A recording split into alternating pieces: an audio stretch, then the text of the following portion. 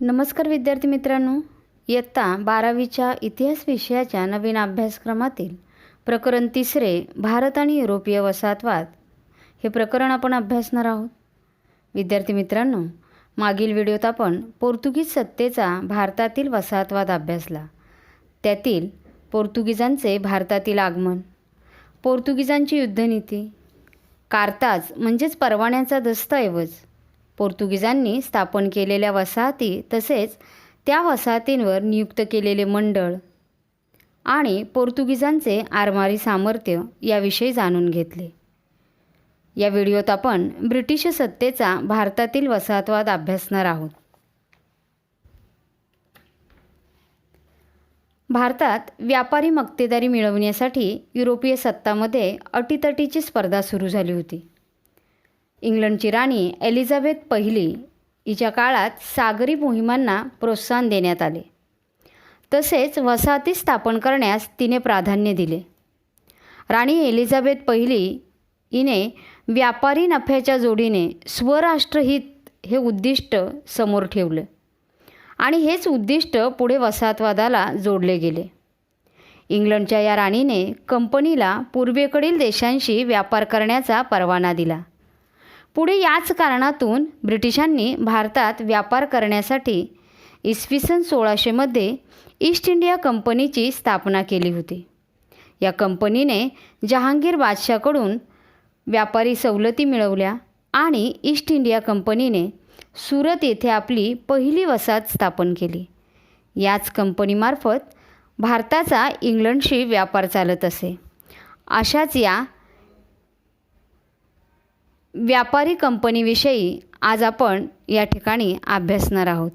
या व्यापारी कंपनीची स्थापना, या ईस्ट इंडिया कंपनीच्या कामाचे स्वरूप, ईस्ट इंडिया कंपनीची भारतात वकार स्थापन करण्याची गरज, त्यासोबतच दुसऱ्या चार्ल्सने ईस्ट इंडिया कंपनीला दिलेले अधिकार किंवा एका अधिकाराची नवी सनद, ईस्ट इंडिया कंपनीच्या वसाहतींची व्यवस्था आणि मुंबई बेटाविषयी आपण या ठिकाणी अभ्यासणार आहोत. तर सर्वप्रथम आपण ईस्ट इंडिया कंपनीची भारतात कशा प्रकारे स्थापना झाली याविषयी जाणून घेऊ. इंग्लंडची राणी एलिझाबेथ पहिली हिने भारतात व्यापारी मक्तेदारी मिळवण्यासाठी इसवी सन 31 डिसेंबर 1600 भारतात ईस्ट इंडिया कंपनीची स्थापना केली. एलिझाबेथ पहिली या राणीने कंपनीला पूर्वेकडील देशांशी व्यापार करण्याचा परवाना दिला. या कंपनीने जहांगीर बादशाहकडून व्यापारी सवलती मिळवल्या. या कंपनीमार्फत भारताचा इंग्लंडशी व्यापार सुरू झाला आणि अशा पद्धतीने ईस्ट इंडिया कंपनीची भारतात स्थापना झाली. यावर तुम्हाला विधाने पूर्ण करा म्हणून प्रश्न येऊ शकतो. तो प्रश्न कसा असणार आहे, तर पूर्वेकडील देशांशी व्यापार करण्याचा परवाना कोणी दिला, तेव्हा तुम्हाला त्या ठिकाणी उत्तर लिहायचं आहे. एलिझाबेथ पहिली या राणीने पूर्वेकडील देशांशी व्यापार करण्याचा परवाना दिला. त्यानंतर दुसरा प्रश्न तुम्हाला टिपा लिहांसाठी येऊ शकतो.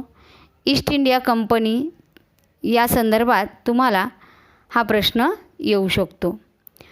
पुढील कालखंडामध्ये ईस्ट इंडिया कंपनीने आपला विस्तार वाढवला आणि या कंपनीच्या कामाचे स्वरूप या ठिकाणी आपल्याला दिसून येते. भारतात आपल्या विशिष्ट हेतूसाठी ही कंपनी स्थापन करण्यात आली होती. भारतात इंग्रजांनी सन 1600 ईस्ट इंडिया कंपनी या व्यापारी कंपनीची स्थापना केली.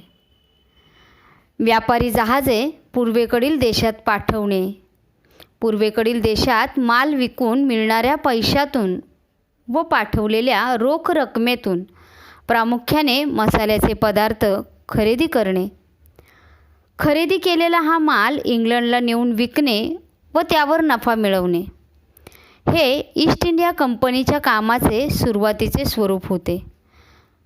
थोडक्यात या ईस्ट इंडिया कंपनीच्या कामाचे प्रमुख हे हेतूच होते. आणि त्याच अनुषंगाने तुम्हाला प्रश्न विचारला जाऊ शकतो, ईस्ट इंडिया कंपनीच्या कामाचे सुरुवातीचे स्वरूप थोडक्यात स्पष्ट करा किंवा सविस्तर उत्तर लिहा. पुढे संकल्पना चित्र पूर्ण करा म्हणून तुम्हाला यावर प्रश्न विचारला जाऊ शकतो, ब्रिटिश ईस्ट इंडिया कंपनीच्या स्थापनेचे हेतू. मग ब्रिटिश ईस्ट इंडिया कंपनीच्या स्थापनेचे हेतूमध्ये तुम्हाला उत्तर काय लिहायचं आहे, तर व्यापारी जहाजे पूर्वेकडील देशामध्ये पाठविणे, पूर्वेकडील देशात माल विकून मिळणाऱ्या पैशातून व पाठवलेल्या रोख रकमेतून मसाल्याचे पदार्थ खरेदी करणे आणि इंग्लंडला हा माल विकणे तसेच विकलेल्या मालातून नफा मिळवणे हे ब्रिटिश ईस्ट इंडिया कंपनीच्या स्थापनेचे प्रमुख हेतू होते. ब्रिटिश ईस्ट इंडिया कंपनी या कंपनीने भारतात स्थापन झाल्यानंतर आपला वसाहतवाद वाढवण्यास सुरुवात केली. हा वसाहतवाद वाढवत असताना इंग्रजांना भारताची बाजारपेठ काबीज करायची होती. इंग्रज भारतात व्यापाराच्या निमित्ताने आले. त्यांनी व्यापारी कंपनी स्थापन केली. ती कंपनी म्हणजे east India company. East India कंपनीच्या स्थापनेच्या काळात शिडांवर चालणारी जहाजे असल्याने प्रवासाचा वेग अतिशय कमी होता. ती जहाजे इंग्लंड ते भारत असा प्रवास ठराविक काळातच करू शकत असत. या मर्यादित काळात माल खरेदी करणे आणि तो विकणे अत्यंत जिकरीचे होत असे. बाजारपेठेत भाव कमी असतानाच तो माल खरेदी करून सुरक्षित ठेवण्यासाठी कंपनीला कायमस्वरूपी जागा मिळवणे आवश्यक वाटू लागले होते. आणि इंग्लंडहून निघून भारतात पोचणे व तेथून खरेदी केलेला माल बोटीत भरून परत इंग्लंड गाठणे यासाठी सरासरी वर्षभराचा काळ लागत असायचा. आणि त्यामुळे मालाची खरेदी, मालाची विक्री करणं, माल साठवून ठेवणं या सततच्या कामासाठी कंपनीने काय केलं, भारतात वखारी स्थापन करण्याचा निर्णय घेतला. वखार म्हणजे मालाचे खरेदी विक्री केंद्र आणि साठवणुकीचे केंद्र होय. तुम्हाला यावर ईस्ट इंडिया कंपनीने भारतात वखारी स्थापन करण्याचा निर्णय घेतला असं सकारण स्पष्ट करा प्रश्न येऊ शकतो. पुढे ईस्ट इंडिया कंपनीने मालाची खरेदी विक्री करणे, माल साठवून ठेवणे अशा सततच्या कामासाठी भारतात वखारी स्थापन करण्याचा निर्णय घेतला. मग ह्या वखारी स्थापनही करण्यात आल्या. वखार म्हणजे नेमकं काय, तर वखार म्हणजे व्यापारासाठी खरेदी विक्री करण्याचे आणि साठवणुकीचे केंद्र होय. या वखारीला फॅक्टरी आणि या वखारीत काम करणाऱ्या नोकरांना फॅक्टर असं म्हटलं जात असे. वखारीच्या परिसरात मालाचे कोठार, कर्मचाऱ्यांसाठी निवासस्थाने, कार्यालये, व्यापारासाठी मोकळी जागा या गोष्टींचा समावेश असे. सर्वच युरोपीय राष्ट्रांना भारतात व्यापारासाठी कायमस्वरूपी जागा मिळवणं आवश्यक होतं आणि याच गरजेतून त्यांनी भारतात वखारी स्थापन केल्या. पुढील काळात इंग्रजांनी व्यापार करता करता आपल्या वसाहतीही स्थापन केल्या आणि त्यामुळे वखारींना संरक्षण मिळू लागलं. या भागावर तुम्हाला टिपा लिहा म्हणून प्रश्न येऊ शकतो. त्यामध्ये वखार असा टिपा लिहासाठी प्रश्न तुम्हाला सोडवायचा आहे. यासोबतच चुकीची जोडी दुरुस्त करा. त्यामध्ये वखार, जिंकून घेतलेला प्रदेश, फॅक्टर्स, परवान्याचा दस्तऐवज या चुकीच्या जोड्या तुम्ही दुरुस्त करायच्या आहेत. त्यानंतर पुढील कालखंडामध्ये ईस्ट इंडिया कंपनीने भारतात आपला व्यापार करता करता साठवून ठेवलेल्या मालाला नेमकं कुठे ठेवायचं, त्यानंतर त्यासाठी खरेदी विक्री केंद्र सुरू करायचं, याच उद्देशाने वखारी स्थापन केल्या गेल्या आणि मग याच वखारींचा ईस्ट इंडिया कंपनीने या वखारींना काही अधिकारही देऊ केले. दुसऱ्या चार्ल्सने ईस्ट इंडिया कंपनीला दिलेले अधिकार किंवा एकाधिकाराची नवी सनद पुढील प्रमाणे होती. त्यामध्ये भारत आणि पूर्वेकडील आशियाई राष्ट्रांशी व्यापार करण्याच्या उद्देशाने इसवी सन 1600मध्ये ईस्ट इंडिया कंपनीची भारतात स्थापना करण्यात आली. इसवी सन 1623मध्ये ईस्ट इंडिया कंपनीच्या अधिकाऱ्यांना व कंपनीला नागरी आणि लष्करी कायद्यानुसार पुढील अधिकार देण्यात आले होते किंवा हे अधिकार या ठिकाणी त्यांना प्राप्त झालेले दिसून येतात. ईस्ट इंडिया कंपनीला कोणते अधिकार प्राप्त झाले? तर ईस्ट इंडिया कंपनीतील नोकर वर्गाला शिक्षा करण्याचा अधिकार ईस्ट इंडिया कंपनीला मिळाला. तसेच कंपनीला पूर्वेकडील देशांमध्ये व्यापार करण्याचाही एकाधिकार मिळाला. पूर्वेकडील देशात किल्ले बांधणे, संरक्षणासाठी व युद्धासाठी सैन्य बाळगणं, तसेच इतर धर्मियांशी युद्ध किंवा तह करण्याचे अधिकारही दुसऱ्या चार्ल्सने ईस्ट इंडिया कंपनीला देऊ केले आणि या अनुषंगाने ईस्ट इंडिया कंपनीला एकाधिकाराची नवी सनद प्राप्त झाल्याचं दिसून येतं. या भागावर तुम्हाला ईस्ट इंडिया कंपनीला मिळालेले अधिकार याविषयी माहिती द्या असं सविस्तर उत्तरे लिहासाठी प्रश्न येऊ शकतो. पुढील कालखंडामध्ये इसवी सनाच्या 17व्या शतकाच्या उत्तरार्धात कंपनीचा कारभार सुरत, मद्रास येथून चालत असे. मद्रासच्या कार्यकक्षेत भारताचा पूर्व किनारा, ओडिशा, बंगाल व पूर्वेकडील देश येत असत. सुरतच्या कार्यकक्षेत राजापूर, तांबड्या समुद्रातील मोखा, पर्शियन आखातातील बसरा येथील वखारी येत असत. विद्यार्थी मित्रांनो, ईस्ट इंडिया कंपनीने वखारी स्थापन करण्याबरोबर भारतात आपल्या वसाहतीसुद्धा स्थापन केल्या. ह्या वसाहती कुठे स्थापन केल्या होत्या? तर मद्रासच्या कार्यकक्षेत भारताचा पूर्व किनारा, ओडिसा, बंगाल आणि पूर्वेकडील देश यासोबतच सुरतच्या कार्यकक्षेमध्ये राजापूर, तांबड्या समुद्रातील मोखा, पर्शियन आखातातील बसारा येथील वखारी यांचा समावेश होता.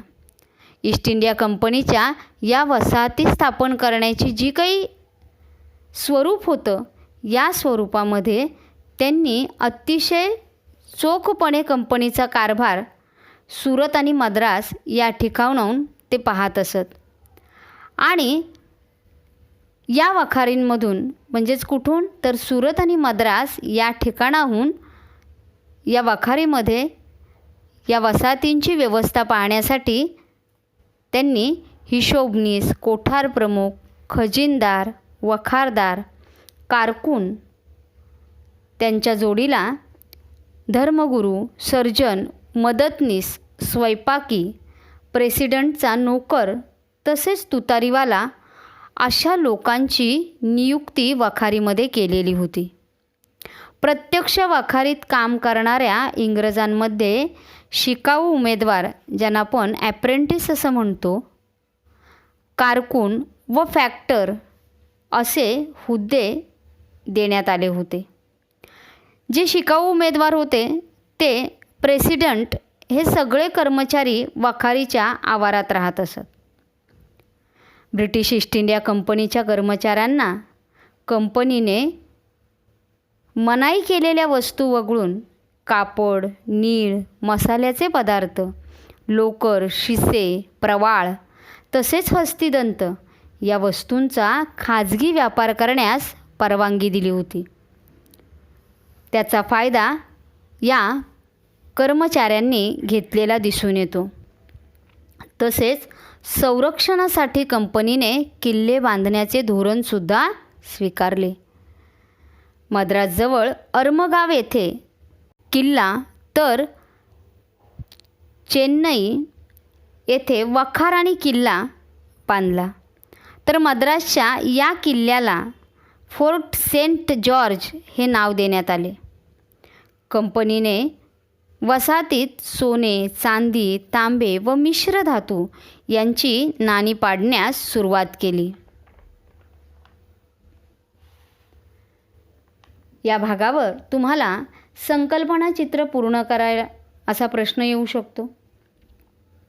सुरतेच्या वाखारीत असणारे अधिकारी, त्यामध्ये तुम्हाला हिशोबनीस, कारकून या पद्धतीने ते उत्तर लिहायचं आहे. यासोबतच पर्याय निवडून विधाने पूर्ण करा. त्यामध्ये ईस्ट इंडिया कंपनीने आपली वखार किंवा किल्ला कोठे बांधला यासोबतच नावे लिहामध्ये इंग्रजांनी मद्रास येथे बांधलेल्या किल्ल्याचे नाव, अशा पद्धतीने तुम्हाला प्रश्न येऊ शकतो. त्यानंतर चुकीची जोडी दुरुस्त करा. संकल्पना चित्र पूर्ण करा. यामध्ये ब्रिटिश ईस्ट इंडिया कंपनीच्या कर्मचाऱ्यांना या वस्तूंचा खाजगी व्यापार करण्यास परवानगी होती. मग त्या कोणकोणत्या वस्तू होत्या? तर त्यामध्ये प्रवाळ, हस्तिदंत, कापड, नीळ, मसाल्याचे पदार्थ, लोकर या वस्तूंचा खाजगी व्यापार करण्यास परवानगी होती. यासोबतच तुम्हाला सविस्तर उत्तर लिहा. यामध्ये ईस्ट इंडिया कंपनीच्या वसाहतीच्या कारभाराची माहिती लिहा असा प्रश्न येऊ शकतो. पुढील कालखंडामध्ये ब्रिटिश ईस्ट इंडिया कंपनीने स्थापन केलेल्या वसाहती, या वसाहतींसोबतच ब्रिटिश ईस्ट इंडिया कंपनीने स्थापन केलेल्या वखारी, या वखारींबरोबरच वसाहतीही स्थापन केल्या. यासोबतच पुढील कालखंडामध्ये मुंबई बेटावरही ईस्ट इंडिया कंपनीने विकास घडवून आणलेला दिसून येतो. मुंबई, माहीम, शीव, माझगाव, वडाळा, परळ व वरळी अशा 7 बेटांचा समावेश मुंबईमध्ये होतो. सन 1661 पर्यंत मुंबई हे बेट पोर्तुगीजांच्या ताब्यात होतं. पोर्तुगेलचा राजा याने आपला जावई इंग्लंडचा राजा दुसरा चार्ल्स याला मुंबई बेट आंदण म्हणून म्हणजेच भेट म्हणून दिले. इंग्लंडचा राजा दुसरा चार्ल्स याने या बेटावर अब्राहम शिपमन यास 500 सैनिक देऊन मुंबईचा गव्हर्नर म्हणून नियुक्त केले. पुढील काळात 1665 मुंबई इंग्रजांच्या पूर्णपणे ताब्यात आली. परंतु तिच्या कारभारासाठी लागणारा खर्चही उत्पन्नातून निघत नव्हता. म्हणून इंग्लंडचा राजा दुसरा चार्ल्स याने काय केलं तर मुंबई बेट हे ईस्ट इंडिया कंपनीला भाडे तत्वावर दिलं. ईस्ट इंडिया कंपनीने मुंबई बेट इंग्लंडचा राजा दुसरा चार्ल्सकडून भाडे तत्वावर घेतलं आणि पुढील कालखंडामध्ये हे बेट इंग्रजांच्या ताब्यात म्हणजे ईस्ट इंडिया कंपनीच्या ताब्यात गेलं. ईस्ट इंडिया कंपनीने मुंबई बेट भाड्याने घेतल्यावर इसवी सन 1669 सुरतेचा प्रेसिडेंट सर जॉर्ज ऑक्झिडेन यास मुंबई बेटाचा गव्हर्नर व कमांडर इन चीफ नेमण्यात आले. यासोबतच मुंबईत ईस्ट इंडिया कंपनीने टांगसाळ सुरू केले. सोने, चांदी, जस्त या धातूंची नाणी पाडण्यास सुरुवात केली. मुंबई बेटावर व्यापाऱ्यांना व कारागिरांना येऊन राहण्यास उत्तेजन दिले. यासोबतच मुंबईच्या संरक्षणासाठी 5 ते 6 जहाजे व सुमारे 300 शस्त्रधारी सैनिक ठेवण्यात आले. अशा रीतीने विद्यार्थी मित्रांनो, ईस्ट इंडिया कंपनीने मुंबई बेट आपल्या ताब्यात घेतल्यानंतर या मुंबई बेटाचा मोठ्या प्रमाणात विकास केलेला दिसून येतो. या भागावर तुम्हाला विधाने पूर्ण करा, यासोबतच नावे लिहा आणि बेटाविषयी थोडक्यात माहिती द्या असा प्रश्न येऊ शकतो. विद्यार्थी मित्रांनो, अशा प्रकारे आजच्या व्हिडिओत आपण ईस्ट इंडिया कंपनीची स्थापना, ईस्ट इंडिया कंपनीच्या कामाचे स्वरूप आणि हेतू, ईस्ट इंडिया कंपनीची भारतात वखार स्थापन करण्याची गरज, तसेच वखार म्हणजे काय, दुसऱ्या चार्ल्सने ईस्ट इंडिया कंपनीला दिलेले अधिकार किंवा एकाधिकाराची सनद, ईस्ट इंडिया कंपनीच्या वसाहतींची व्यवस्था आणि मुंबई बेटाचा विकास या मुद्द्यांचा अभ्यास आपण केला.